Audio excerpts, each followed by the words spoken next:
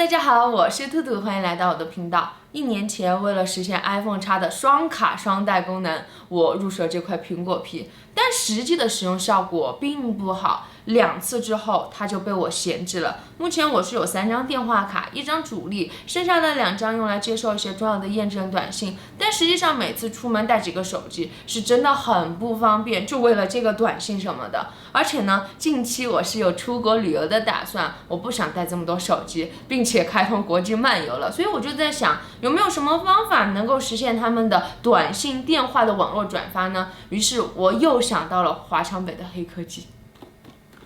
就是这个叫智能苹果副卡，其实我觉得名字好奇怪呀。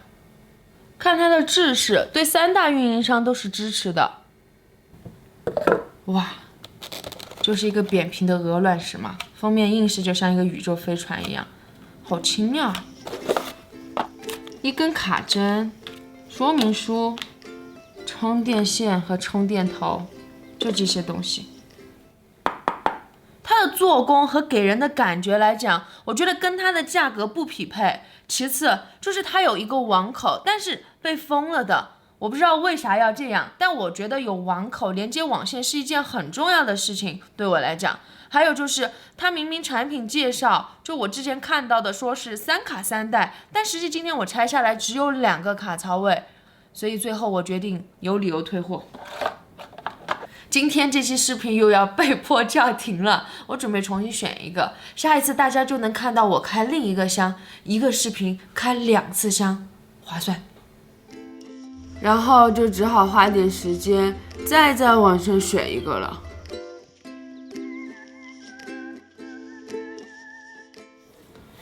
2天之后，我对比入手的另一款多卡神器到了，看包装挺朴素的感觉。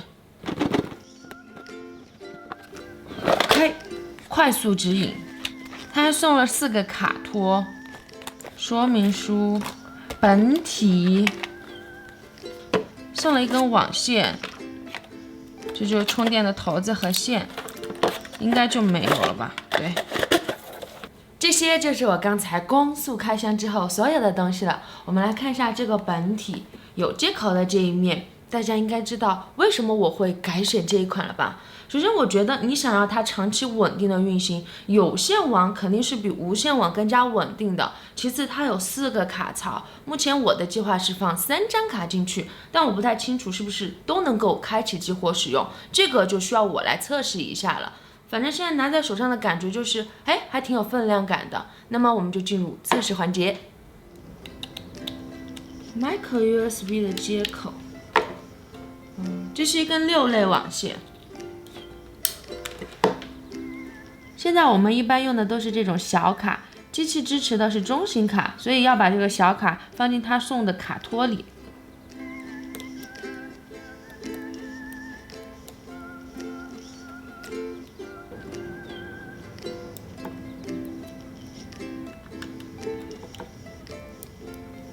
我放了2张卡进去，现在扫描2维码下载它的 App。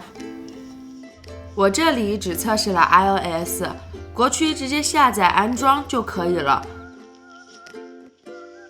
同时会有权限方面的提醒，通知最好全部都打开。进入 App 之后，就需要用一个手机号来注册。它这里支持的国家很多，但是有一点我觉得很迷啊，这明明就是一个转发手机信息的应用，为啥还要用另外一个手机号来注册呢？不懂。接收到验证码后，设置密码就注册成功了。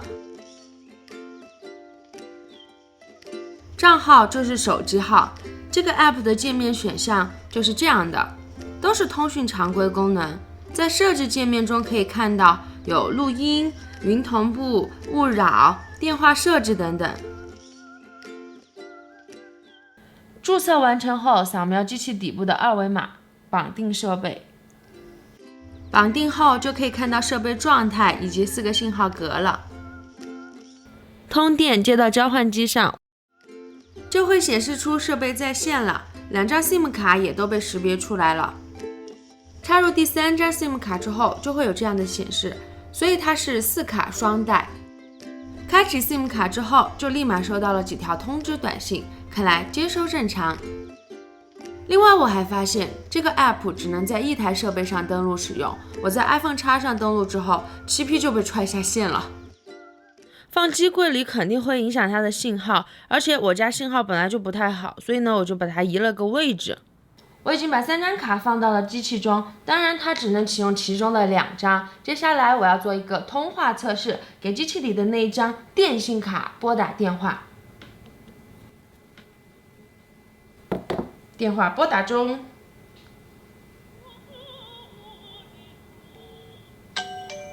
看，我把这个程序最小化之后，它会弹出一个消息框，点击进去，就和正常的接通电话的界面是一样的。我们接听，还可以录音，免提。喂，我走远一点，悄悄地说。视频前的朋友们，大家晚上好，听得懂我的声音吗？现在我在做一个通话测试。OK， 通话成功。然后测试接收验证码，已发送。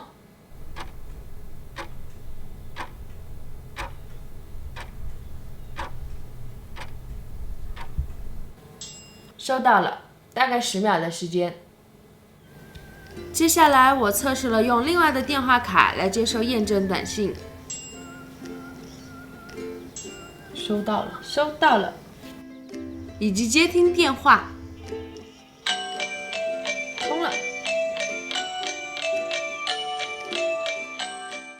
刚才大家看到的短信转发和电话转接，实际上都是通过这个 app 的网络来实现的。现在我已经把手机本身的手机卡给取下来了，无 SIM 卡的状态。我们再来拨打电话试试。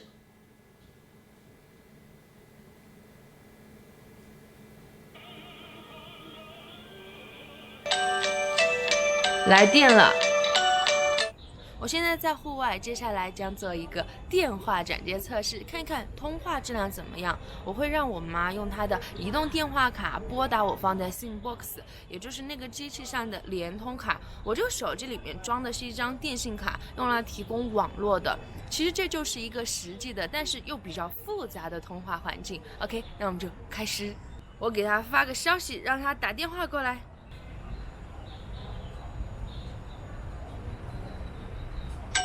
好，我们接听。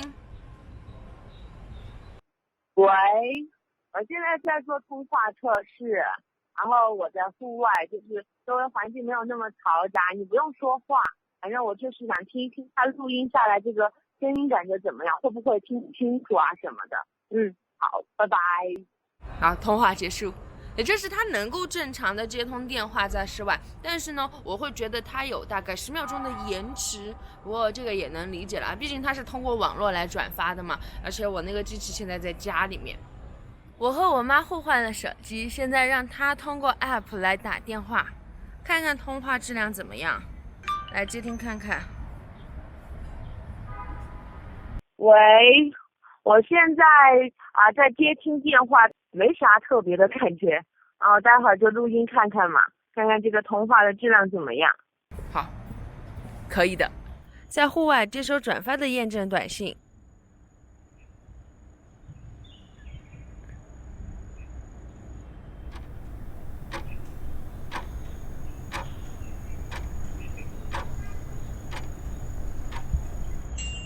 收到了，10秒的样子吧。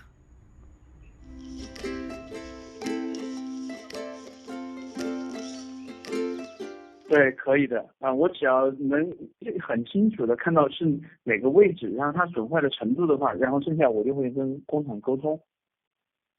好的。然后就是到时候是有人上门来吗？还是说就寄一个零件给我就行了？这一次的测试并不全面啦，我目前还没有条件去到境外做测试，我准备下一次旅行的时候去补充这一块的内容，看一看效果怎么样。目前我的使用感受来讲，我觉得是一个挺强大的黑科技了，3网全兼容。不过这里要补充一点哦，我买的是一个国内版的，也就是这个机器它只能放在国内来用，它还有一个国际版的全球通用，当然价格也会贵不少。然后我的整个安装过程呢还挺顺利的 ，App 也很好用，还提供了一些 iOS 没有的功能，就比如说通话录音。但其实我个人更需求的是转发短信这样的功能，所以我对于它的通话转接以及通话质量没有多大的要求。然后后期我听下来觉得这个效果也是可以接受的，然后整体的使用感受还是挺不错的。不过我用着用着还是有几点自己的想法啦。首先第一点，它的安全性。因为它所有的转发都是通过网络来实现的，那么必然就会经过 Sandbox 的服务器。我相信，如果是在国内的话，那么应该是需要备案的，也就是说，每一个转发都会有相应的记录。所以，如果你是对通讯隐私比较在意的话，那么这个应该是你首先要考虑的一个问题了。第二点，它的应用复杂性，其实它的实际使用环境是真的很复杂的，影响转接质量的因素有很多，比如说你手机卡提供的网络不行，多卡宝的服务器不行，你家的宽带不行，又或者打电话进来的那张电话卡或者接电话的那张卡信号不行，等等，都有可能成为瓶颈，最终影响你的正常使用。第三点，质量和费用。我觉得它应该算是一个很小众的服务了，就目前使用的感受还觉得挺顺畅挺正常的，但是我不太清楚如果人多了用它之后会不会就出现不稳定这样的情况。还有就是费用，就我现在是一个免费使用的状态，但是我看它的这个说明书里面有一项是服务费用，不过我在那个 app 里面并没有找到这个选项，所以我的推测是不是它以后如果用的人多了，然后服务器成本提高的话，它可能就有这种考虑和想法了。不过如果它开始收费的话，那我肯定就会考虑说是漫游划算还是用它这个划算了。第四点，本质上还是双卡双待。虽然它有4个卡槽，但是只能2张卡同时开启使用。如果你想要把4个卡槽都用起来，那么就需要切换开启。不过呢，又比之前的双卡双待要好一些。我不知道是不是我想的太美好了，我想4卡4待这样来使用。但是我个人觉得，应该不是说它的技术不能实现，而是它考虑到了服务器负载的问题。总之呢，这就是我目前找到的 SIM 卡转接一个很神奇的设备了。然后这一次的测试可能还不太完整，如果有什么我没有讲到，大家想了解的点，也欢迎大家留言。接下来我将会长期的去关注它。OK， 那么本次的分享就到这里，我们下期见。